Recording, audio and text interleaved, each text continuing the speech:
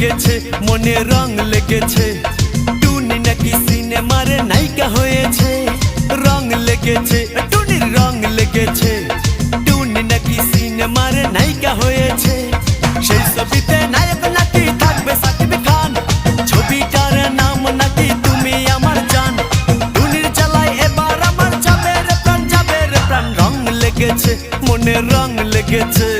টুনি নাকি সিনেমার নায়িকা হয়েছে